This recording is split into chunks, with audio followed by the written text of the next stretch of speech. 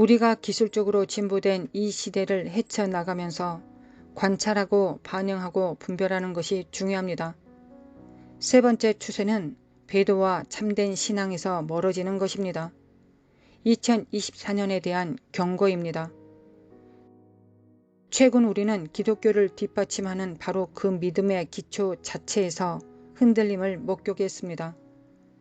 데살로니가 후서 2장 3절에서 바울이 말한 배도나 배교에 대한 경고한 신랄한 말은 오늘날 그 어느 때보다 더 관련성이 있음이 입증되었습니다. 헬라어 단어 아포스타시아에서 발생된 아포스타시라는 용어는 이탈, 배교, 반란을 포함하여 심오한 의미를 지니고 있습니다. 데살로니가 전서 2장 3절에서 그것은 단순히 일시적인 이탈이 아니라 엄청난 수의 사람들이 하나님에게서 돌아서는 것을 의미합니다. 단지 몇몇 개인이나 소수가 아닙니다. 전례 없는 하나님에 대한 세계적인 반역입니다. 우리 시대에 이것을 보고 있지 않습니까? 저는 그런 것을 본 적이 없습니다. 제 생애 동안 세상은 중대한 변화를 겪었습니다. 저는 성경적 비율의 도덕적 변화를 관찰했습니다. 세상은 거룩하고 의로운 것을 미워하고 죄와 불경건은 받아들이는 것 같습니다. 오늘날 목사들이 죄 가운데 살도록 공개적으로 허용하고 불의를 축하하고 미화하는 교회가 있습니다. 2024년까지 더 많은 큰 배교를 목격하게 될 것입니다. 국가 전체에 걸쳐 교회에 타락한 사람들의 수가 증가하고 있습니다.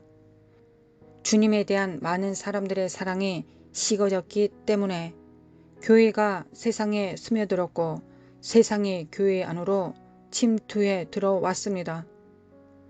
신자로서 이 세상에 동화되지 않도록 하는 것이 당신의 임무입니다. 신자로서 세상의 영향력에 흔들리지 않도록 하는 것이 필수적입니다. 세상은 당신을 세상의 믿음과 이데올로기에 맞추려고 할 것이지만 당신의 믿음은 하나님의 말씀, 성경과 일치해야 합니다. 이 세상은 하나님이 용납하지 않는 것들을 당신이 받아들이도록 하려고 할 것입니다. 그것은 거룩하고 의로운 삶을 장려하지 않고 쾌락주의 교리를 지지하게 합니다. 세상은 당신을 즉각적인 만족과 일시적인 쾌락으로 몰아갑니다. 이 세상의 종교는 육신에 속하며 육신의 방종 중 하나입니다. 다른 사람보다 개인적인 관심을 우선시하거나 즐겁기 때문에 계속 죄를 지을 권리가 있다고 느끼게 할 수도 있습니다. 그러나 기억하십시오. 그러한 영향력은 당신을 하나님의 가르침에서 더 멀어지게 할 것입니다. 세상에서 나타나 교회로 스며드는 문제가 되는 추세가 있습니다. 사람들은 나는 기독교인이지만 성경을 따르지는 않습니다 라고 주장합니다. 이 주장은 모순적입니다. 나는 채식주의자이지만 닭고기와 쇠고기를 먹는다고 말하는 것과 비슷합니다. 교회에 침투하는 세상의 그러한 생각들이 우려됩니다. 그들은 예수님을 믿는 사람이 될 수 없고 성경의 진리를 무시하는 것과 같습니다. 우리 바로 앞에서 많은 신자들이 신앙에서 크게 벗어나는 것을 목격하고 있습니다. 그러면서 스스로가 신자라고 생각합니다. 많은 사람들이 이미 길을 잃었고 더 많은 사람들이 위기에 처해 있다는 것을 인식하는 것이 중요합니다. 하나님께 대한 당신의 헌신은 의도적이어야 합니다. 예수님을 따르기로 한 당신의 결정은 의식적인 것이어야 합니다. 당신은 우리가 이 큰 배도가 펼쳐지는 것을 목격하더라도 소수만이 찾을 수 있는 좁은 길을 의식적으로 선택해야 합니다. 그것이 당신을 애워싸지 않도록 조심하십시오. 당신의 믿음을 고수하십시오. 건전한 교리를 지키고 성경의 가르침에 충실하십시오. 세상으로부터 당신을 분리시키십시오. 2024년은 약속으로 손짓하고 있습니다. 그러나 이는 또한 도전을 가져옵니다. 교회의 책임은 단순히 배교를 경계하는 것뿐만 아니라 성도들에게 전달된 믿음이 부패하지 않고 희석되지 않도록 건전한 교리를 적극적으로 고무시키는 것입니다. 네 번째 추세는 도덕적 부패와 사회적 가치의 변화입니다. 사회의 구조는 공동체를 하나로 묶을 수 있는 가치 규범과 도덕으로 짜여져 있습니다. 이러한 끈이 약해지거나 방향을 바꿀 때 사회는 필연적으로 변화를 겪게 될 것입니다. 2024년이 다가옴에 따라 바울이 디모데에게 보낸 디모데후서 3장 1절에서 5절에 묘사된 것처럼 전통적인 성경적 가르침과 가치관으로부터 점진적으로 멀어지고 있습니다. 이기심, 교만, 신성모독, 무정함이 더욱 뚜렷해지고 있습니다. 이 도덕적 부패를 인정하고 해결하는 것이 필수적입니다. 이러한 변화 중 가장 눈에 띄는 징후 중 하나는 이기심이 놀라울 정도로 증가하고 있다는 것입니다. 우리는 그 어느 때보다 자신을 우선시하는 시대에 살고 있습니다. 사람들이 자기 자신을 사랑하게 된다는 성경의 경고는 가족보다 자신의 욕망을 우선시하는 남편과 아내로부터 지도자가 예수 그리스도의 가르침보다 더 두드러지는 유명 인사인 목회자 현상에 이르기까지 오늘날 잊혀지지 않을 만큼 관련이 있는 것들이 많습니다. 자신에 대한 스포트라이트가 다른 사람들의 필요를 보지 못하게 막습니다. 그것은 자아의 종교와 쾌락의 종교를 형성하고 있는 새로운 종교입니다. 쾌락의 종교는 새로운 것이 아닙니다. 타락한 인류는 항상 그것에 이끌려 왔습니다. 오늘날 많은 사람들이 쾌락의 재단에서 예배를 드렸습니다.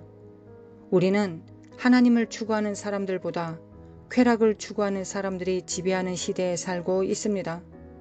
만트라를 받아들이는 시대에 먹고 마시고 즐기고 있습니다. 왜냐하면 내일 죽을 것이기 때문입니다. 쾌락의 종교는 실제로 육체에 대한 숭배입니다. 우리의 본성은 죄가 제공하는 일시적인 쾌락을 포함하여 쾌락에 끌리기 때문에 경계해야 합니다. 우리 중 누구도 이 매력에 면역되지 않습니다. 죄는 죄에 관련된 쾌락이 없는 척하는 기독교인들에게 지쳤습니다. 죄에서 오는 쾌락이 있습니다. 육체적인 사람이 갈망하는 죄에 쾌락이 있습니다. 아무도 죄에 쾌락이 없다고 믿도록 당신에게 거짓말하지 못하게 하십시오. 음행, 간음, 성적 부도덕에는 쾌락이 있습니다. 불화를 심는 것, 복수심, 마약, 술도 그 자체의 형태의 쾌락을 제공합니다. 다양한 형태의 죄가 유혹적일 수 있습니다. 디모데전서 5장 6절입니다. 향락을 좋아하는 자는 살았으나 죽었느니라. 쾌락을 위해 인생을 사는 불경건한 자는 살았으나 하나님을 위해 살고 있지 않기 때문에 죽은 것이나 다름없습니다. 죄의 쾌락은 절대 지속되지 않습니다. 죄의 쾌락은 지속되지 않기 때문에 계속적으로 반복해야 합니다. 죄의 쾌락은 항상 점점 더 온하게 만들려고 할 것입니다. 세상은 2024년에 쾌락의 재단에서 예배하게 될 것입니다. 쾌락의 종교는 이기적입니다. 그것은 당신이 사랑하는 사람의 행복과 미래보다 죄악된 욕망을 더 앞세우도록 강요합니다. 당신의 가족을 사랑하십시오. 쾌락보다 그들을 우선시하십시오. 당신의 자녀를 사랑하십시오. 쾌락보다 그들을 우선시하십시오. 당신의 죄가 어떻게 가족을 파괴할 수 있는지 생각하십시오. 당신의 죄가 어떻게 가족을 분열시킬 수 있는지 생각하십시오. 쾌락은 당신을 책임에서 멀어지게 할 것입니다. 남편이나 아내로서의 의무에서 멀어지게 할 수 있습니다. 남편이나 아내를 사랑하십시오. 자녀를 사랑하십시오. 그들은 죄의 쾌락보다 더 가치가 있습니다. 죄의 쾌락은 기만적입니다. 당신이 이중생활을 할 수 있다고 생각하도록 당신을 속일 것입니다. 그러나 그럴 수 없습니다. 당신은 어떤 은밀한 쾌락을 가지고 있습니까? 당신의 남편이나 아내 또는 가족이 그것에 대해 알지 못하는 어떤 은밀한 쾌락을 가지고 있습니까? 그것은 당신을 파괴시킬 것입니다. 죄는 기만적입니다. 죄는 파괴적입니다. 민수기 32장 23절입니다. 너희가 만일 그같이 아니하면 여호와께 범죄함이니 너희 죄가 반드시 너희를 찾아낼 줄 알라. 우리가 앞으로 나아가면서 2024년을 앞두고 경계해야 할 필요성이 그 어느 때보다 커졌습니다. 글로벌 통합, 기술 발전, 배도와 도덕적 부패의 추세는 단순한 관찰 그 이상입니다. 그것들은 우리가 분별력을 반영하고 우리의 신념에 따라 행동하도록 촉구하는 경고 이정표 역할을 합니다.